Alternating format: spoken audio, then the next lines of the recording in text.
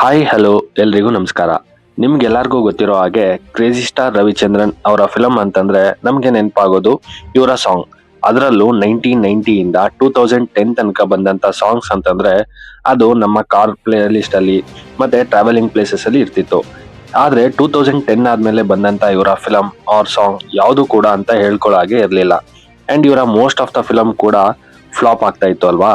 ಹೀಗಿರ್ಬೇಕಾದ್ರೆ ಇವರು ಮತ್ತೊಮ್ಮೆ ಕನ್ನಡ ಸಿನಿಮಾ ಇಂಡಸ್ಟ್ರಿಯಲ್ಲಿ ಸೌಂಡ್ ಮಾಡ್ತಾ ಇದ್ದಾರೆ. ಅದು ಅವರ ಹೊಸ film I am god the crazy ಅನ್ನೋ ಫಿಲಮ್ ಇಂದ. ಹಾಗಾದ್ರೆ ಬನ್ನಿ ಈ ಫಿಲಂ ನ ಲೇಟೆಸ್ಟ್ ಅಪ್ಡೇಟ್ಸ್ ಏನು, ಮತ್ತೆ ಇವರ ಡೈರೆಕ್ಷನ್ ಅಲ್ಲಿ ಬರ್ತಾ ಇರುವಂತ ಈ ಫಿಲಂ ಕ್ಲಿಕ್ ಆಗುತ್ತಾ ಇಲ್ವಾ ಎಲ್ಲಾನು ಮಾತಾಡ್ಕೊ ಬರೋಣ. ಅದಕ್ಕೂ ಮುಂಚೆ ನೀವು ಇನ್ನ ನನ್ನ ಚಾನಲ್ ನ ಸಬ್ಸ್ಕ್ರೈಬ್ ಆಗಿಲ್ಲ ಅಂದ್ರೆ ಇವಾಗಲೇ ಸಬ್ಸ್ಕ್ರೈಬ್ ಮಾಡ್ಕೊಳ್ಳಿ, ಮತ್ತೆ 1000 ಸಬ್ಸ್ಕ್ರೈಬರ್ ಟಾರ್ಗೆಟ್ ರೀಚ್ ಮಾಡೋದಕ್ಕೆ ಸಪೋರ್ಟ್ ಮಾಡಿ. ನಿಮ್ಗೆಲ್ಲ ಗೊತ್ತಿರೋ ಹಾಗೆ ರವಿಚಂದ್ರನ್ ಅವರು I am the god the crazy ಅನ್ನೋ ಮೂವಿಲಿ ಆಕ್ಟ್ ಮಾಡ್ತಿದ್ದಾರೆ. ಆದ್ರೆ ಇವರು ಬರೀ ಆಕ್ಟರ್ ಅಷ್ಟೇ ಅಲ್ಲ, ಈ ಫಿಲಂ ನ ಡೈರೆಕ್ಟರ್ ಕೂಡ. ಜೊತೆಗೆ ಈ ಫಿಲಂ ನ story, screen play, dialogue, music ಎಲ್ಲಾನು ಕೂಡ ಇವರೇ ಹ್ಯಾಂಡಲ್ ಮಾಡ್ತಾ ಇದ್ದಾರೆ. ಮತ್ತೆ ನೀವು ಇವರ ಲಾಸ್ಟ್ ಫ್ಯೂ ಇಯರ್ಸ್ ಇಂದ ರಿಲೀಸ್ ಆಗ್ತಾ ಇರುವಂತ ಫಿಲಂ ನ ನೋಡಿದ್ರೆ ನಿಮ್ಗೆ ಅನ್ಸೋದು ಇದು ಕೂಡ ಫ್ಲಾಪ್ ಆಗುತ್ತೆ ಅಂತ. ಆದ್ರೆ ಈ ಸಲ ಹಾಗೆ ಆಗೋಲ್ಲ. ಯಾಕೆ ಅಂತಂದ್ರೆ ಖುದ್ದು ರವಿಚಂದ್ರನ್ ಅವರೇ ಒಂದು ಸ್ಟೇಜ್ ಅಲ್ಲಿ ಹೇಳಿದ್ದಾರೆ. ಅಷ್ಟೇ ಅಲ್ಲ, ಇವ್ರಿಗೆ ಇವರ ಫಿಲಂ ನ ಮಾಡ್ಬೇಕಾದ್ರೆ ಅಥವಾ ಮಾಡಿದ್ಮೇಲೆ ಈ ಫಿಲಂ ಓಡುತ್ತೆ ಆರ್ ಓಡಲ್ಲ ಅಂತ ಗೊತ್ತಾಗುತ್ತೆ ಅಂತ ತುಂಬಾ ಸಾರಿ ಹೇಳಿದ್ದಾರೆ ಅಲ್ವಾ. ಅಂಡ್ ಅದು ಪ್ರೂವ್ ಕೂಡ ಆಗಿದೆ ಅಲ್ವಾ. ಫಾರ್ ಎಕ್ಸಾಂಪಲ್, ಇವರ ಡ್ರೀಮ್ ಫಿಲಂ ಆದಂತ ಮಂಜಿನಾನಿ ಫಿಲಂ ನ ಅರ್ಧದಷ್ಟು ಶೂಟ್ ಮಾಡಿ ಸ್ಟಾಪ್ ಮಾಡಿದ್ದಾರೆ ಅಲ್ವಾ. ಯಾಕೆ ಅಂತಂದ್ರೆ ಅದು ಹಿಟ್ ಆಗಲ್ಲ ಅಥವಾ ಜನರಿಗೆ ಇಷ್ಟ ಆಗಲ್ಲ ಅಂತ ಹೇಳಿ. ಸೊ ಇವರ ಗೆಸ್ಟ್ ಚೆನ್ನಾಗಿದೆ. ಹೀಗಿರ್ಬೇಕಾದ್ರೆ ರವಿಚಂದ್ರನ್ ಅವರು ಈ ಫಿಲಂ ಹಿಟ್ ಆಗೇ ಆಗುತ್ತೆ ಅನ್ನೋ ಕಾನ್ಫಿಡೆನ್ಸ್ ಅಲ್ಲಿ ಹೇಳಿದ್ದಾರೆ. ಸೊ ಇದೊಂದು ಎಕ್ಸ್ಪೆಕ್ಟೇಷನ್ ನ ಕ್ರಿಯೇಟ್ ಮಾಡ್ತಾ ಇದೆ. ಜೊತೆಗೆ ಇವರು ಅದಕ್ಕೋಸ್ಕರ ಸುಮಾರು 2.5 ವರ್ಷ ಕಾಲ ಪ್ರೀ ವರ್ಕ್ ನ ಮಾಡಿದಾರಂತೆ. ಮತ್ತೆ ಸುಮಾರು 400 ದಿನಗಳ ಕಾಲ ಶೂಟಿಂಗ್ ಮಾಡಿದ್ದಾರೆ ಅಂತ ಅನ್ನೋ ವಿಷಯ ಈ ಫಿಲಂ ಮೇಲೆ ಒಂದು ನಂಬಿಕೆನ ಕ್ರಿಯೇಟ್ ಮಾಡ್ತಾ ಇದೆ. ಇನ್ನು ಈ ಫಿಲಂ ಬಗ್ಗೆ ಮಾತಾಡೋದಾದ್ರೆ ಈ ಫಿಲಂ ನ 50% ಅಷ್ಟು AI ಟೆಕ್ನಾಲಜಿನ ಯೂಸ್ ಮಾಡಿ ಮಾಡಲಾಗ್ತಿದೆಯಂತೆ. ಸೊ ಇಲ್ಲಿ ತುಂಬಾ ಟೆಕ್ನಿಕಲ್ ವರ್ಕ್ ಜಾಸ್ತಿ ಇದೆ. ಅಂಡ್ AI ಇಂದ ಇವರು ಅನ್ಕೊಂಡಿರುವಂತ ಔಟ್ಪುಟ್ ಕೂಡ ಬರುತ್ತೆ ಅಲ್ವಾ. ಸೊ ಇದು ಫಿಲಂ ನ ಮೊದಲನೇ ವಿಷಯ. ಇನ್ನು ಎರಡನೇ ವಿಷಯ ಯಾವ್ದಪ್ಪ ಅಂತಂದ್ರೆ ಅದು ಈ ಫಿಲಂ ಅಲ್ಲಿ 35 ಸಾಂಗ್ ಇದೆ ಅನ್ನೋದು. ಯೂಶುವಲಿ ರವಿಚಂದ್ರನ್ ಅವರ ಫಿಲಂ ಅಂತಂದ್ರೇನೆ ನಮ್ಗೆ ಫಸ್ಟ್ ಮೈಂಡ್ ಬರೋದು ಅವರ ಸಾಂಗ್. ಹೀಗಿರ್ಬೇಕಾದ್ರೆ ಈ ಮೂವಿಲಿ 35 ಸಾಂಗ್ ಇದೆ ಅನ್ನೋದು ಶಾಕಿಂಗ್.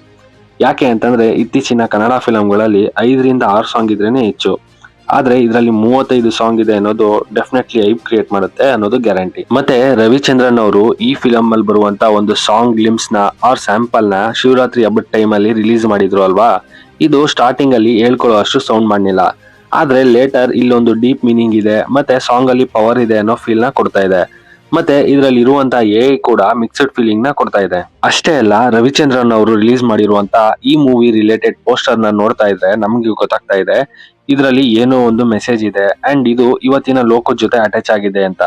ಮತ್ತೆ ಈ ಪೋಸ್ಟರ್ ನ ನೋಡಿ ವೆನ್ ಸೈಲೆನ್ಸ್ ವಾಚಸ್ ಟ್ರೂತ್ ಅವೇಕನ್ಸ್ ಅನ್ನೋ ವರ್ಡ್ಸ್ ಅಲ್ಲಿ ಎಷ್ಟೋ ಇನ್ಸೈಡ್ ಡೀಪ್ ಮೀನಿಂಗ್ ಇದೆ ಅಂತ ಗೊತ್ತಾಗ್ತಾ ಇದೆ. ಮತ್ತೆ ಈ ಫಿಲಂ ಮೇಲೆ ಕ್ಯೂರಿಯಸ್ ನ ಕೂಡ ಜಾಸ್ತಿ ಮಾಡ್ತಾ ಇದೆ. ಅಷ್ಟೇ ಅಲ್ಲ, ಈ ಫಿಲಂ ಅಲ್ಲಿ ರವಿಚಂದ್ರನ್ ಅವರ ಜೊತೆ ಮನೋರಂಜನ್ ರವಿಚಂದ್ರನ್ ಅವರು ಕೂಡ ಒಂದು ಇಂಪಾರ್ಟೆಂಟ್ ಕ್ಯಾರೆಕ್ಟರ್ ನ ಮಾಡ್ತಾ ಇದ್ದಾರೆ. ಮತ್ತೆ ಅವರ ಪೋಸ್ಟರ್ ಕೂಡ ಇಲ್ಲಿ ರಿಲೀಸ್ ಆಗಿದೆ. ಜೊತೆಗೆ ಇದರಲ್ಲಿ ಇನ್ನ ಒಂದು ದೊಡ್ಡ ತಾರಾಬಣಗ ಇದೆಯಂತೆ. ಬಟ್ ಅದು ಯಾರ್ಯಾರು ಅನ್ನೋದು ಇನ್ನ ಫಿಲಂ ಟೀಮ್ ಶೇರ್ ಮಾಡ್ಕೊಂಡಿಲ್ಲ. ಮೇ ಬಿ ನೆಕ್ಸ್ಟ್ ಅಪ್ಡೇಟ್ ಅಲ್ಲಿ ಶೇರ್ ಮಾಡಬಹುದು. ಇನ್ನು ಒಂದು ಇವೆಂಟ್ ಅಲ್ಲಿ ಮಾತಾಡಿದಂತ ರವಿಚಂದ್ರನ್ ಅವರು ಈ ಫಿಲಂಗೋಸ್ಕರ ತುಂಬಾ ಹಾರ್ಡ್ ವರ್ಕ್ ಮಾಡಿದೀನಿ ಅಂತ ಹೇಳಿದ್ದಾರೆ. ಮತ್ತೆ ಈ ಫಿಲಂ ಪ್ರೇಮಲೋಕ ಆದ್ಮೇಲೆ ಮತ್ತೆ ಇವ್ರನ್ನ ನೆನ್ಪಿಟ್ಕೊಳ್ಳುವಂತ ಫಿಲಂ ಆಗುತ್ತೆ ಅಂತ ತುಂಬಾ ಕಾನ್ಫಿಡೆನ್ಸ್ ಅಲ್ಲಿ ಹೇಳ್ಕೊಂಡಿದ್ದಾರೆ. ಈ ಫಿಲಂ ನ ಒಂದು ಪೋಸ್ಟರ್ ನ ನೋಡಿದಾಗ ಒಂದು ಶಾಕಿಂಗ್ ಥಿಂಗ್ ನ ಅಬ್ಸರ್ವ್ ಮಾಡಿದೆ. ಅದೇನು ಅಂತಂದ್ರೆ ಈ ಪೋಸ್ಟರ್ ನ ಅಬ್ಸರ್ವ್ ಮಾಡಿ, ಇಲ್ಲಿ a film made with no noise ಅಂತಿದೆ.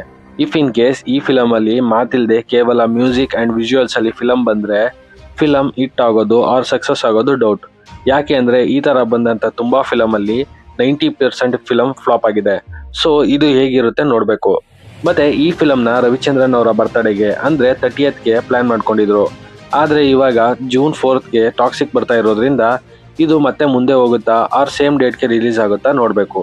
ಫೈನಲಿ ನಾನು ಹೇಳೋದು, ರವಿಚಂದ್ರನ್ ಅವರ I am the god the crazy ಅನ್ನೋ ಫಿಲಂ ಮಾತ್ರ ಕ್ಯೂರಿಯಸ್ ನ ಕ್ರಿಯೇಟ್ ಮಾಡಿರೋದು ನಿಜ.